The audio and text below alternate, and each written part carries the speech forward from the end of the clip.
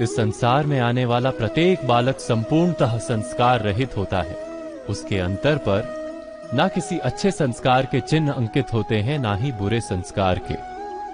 अर्थात जन्म से बालक में ना कोई गुण होता है और ना ही कोई दोष।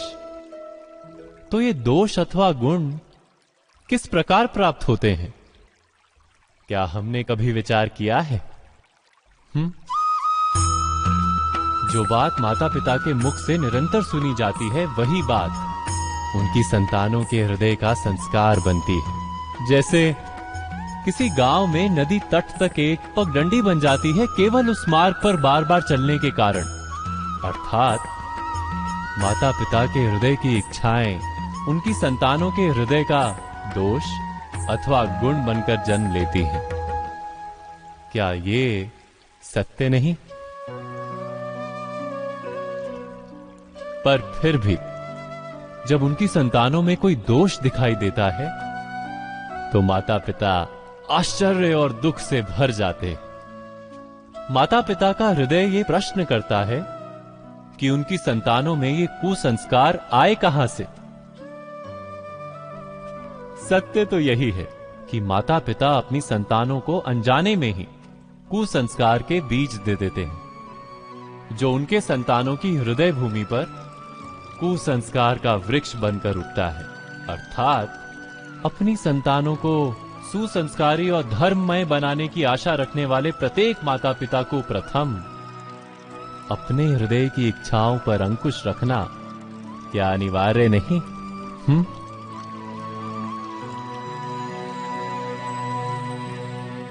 प्रत्येक माता पिता इस पर विचार अवश्य कीजिएगा।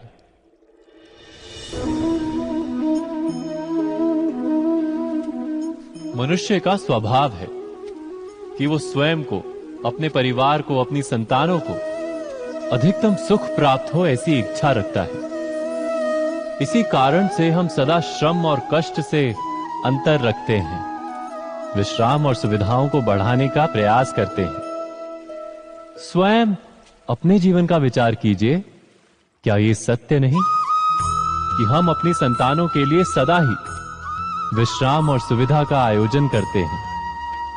पर क्या कभी सोचा है केवल विश्राम से क्या लाभ प्राप्त होता है? केवल सुख और सुविधा जिन्हें प्राप्त हो उनका जीवन कैसा होता है? शरीर जब श्रम करता है तो अधिक स्वस्थ बनता है।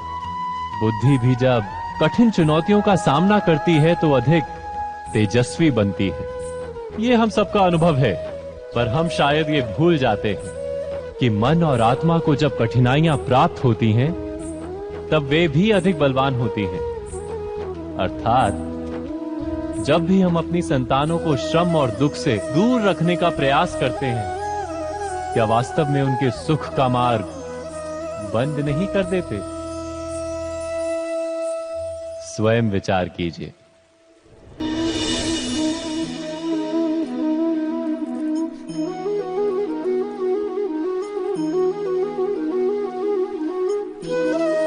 ज्ञान प्राप्ति सदा ही समर्पण से होती है, यह हम सब जानते हैं।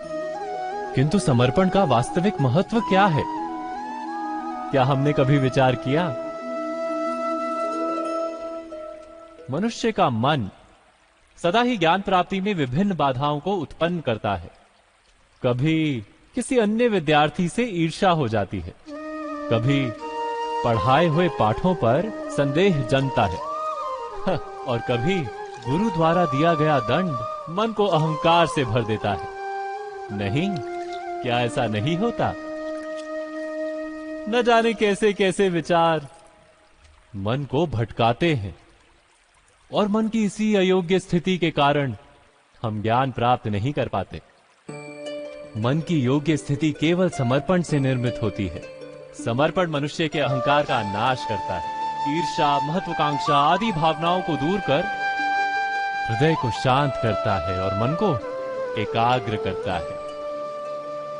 वास्तव में ईश्वर की सृष्टि में ना ज्ञान की मर्यादा है, ना ज्ञानियों की। गुरु दत्तात्रेय ने तो गाय और श्वान से भी ज्ञान प्राप्त कर लिया था। अर्थात विषय ब्रह्म ज्ञान का हो या जीवन के ज्ञान का या गुरुकुल में प्राप्त होने वाले ज्ञान का, उसकी प्राप्ति के लिए गुरु से अधिक महत्व है उस गुरु के प्रति हमारा समर्पण। क्या यह सत्य नहीं? स्वयं विचार कीजिए।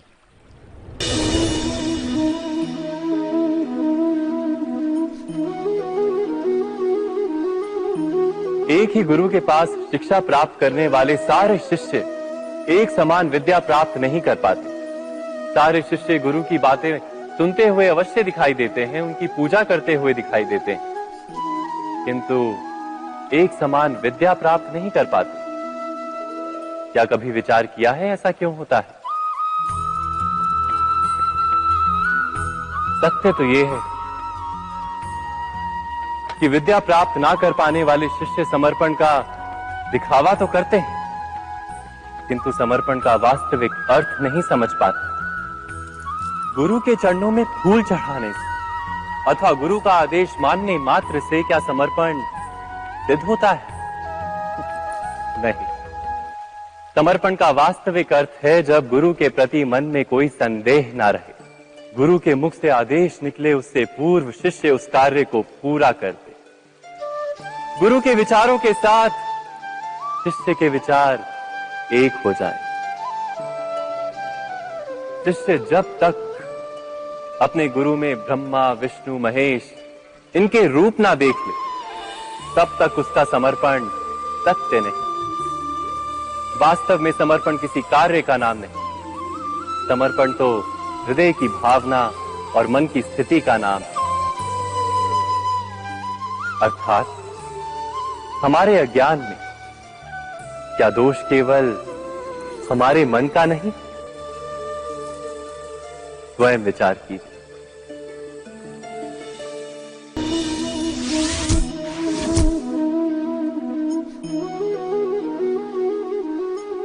श्रेष्ठता का क्या अर्थ है? श्रेष्ठता का अर्थ है दूसरों से अधिक ज्ञान प्राप्त करना। अर्थात मूल्य इस बात का नहीं कि स्वयं कितना ज्ञान प्राप्त किया, मूल्य इस बात का है कि प्राप्त किया हुआ ज्ञान अन्य लोगों से कितना अधिक है। अर्थात श्रेष्ठता की इच्छा ज्ञान प्राप्ति को भी एक स्पर्धा बना देती है, और स्पर्धा में विजय अंतिम कब होती है?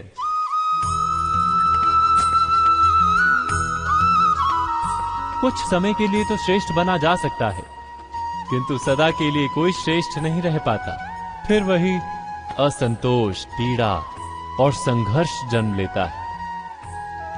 किंतु श्रेष्ठ बनने के बदले यदि उत्तम बनने का प्रयत्न करें तो क्या होगा? उत्तम का अर्थ है कि जितना प्राप्त करने योग्य है वो सब प्राप्त करना, किसी से अधिक पाने की इच्छा से नहीं, मात्र आत्मा की तृप्ति हेतु कुछ प्राप्त करना। उत्तम के मार्ग पर किसी अन्य से स्पर्धा नहीं होती, स्वयं अपने आप से स्पर्धा होती है। अर्थात उत्तम बनने का प्रयत्न करने वाले को देर अबेर सारा ज्ञान प्राप्त हो जाता है, बिना प्रयत्न के ही वो श्रेष्ठ बन जाता है। किंतु जो श्रेष्ठ बनने का प्रयत्न करता है वो श्रेष्ठ बने या ना बने, उत्तम कभी नहीं बन पाता।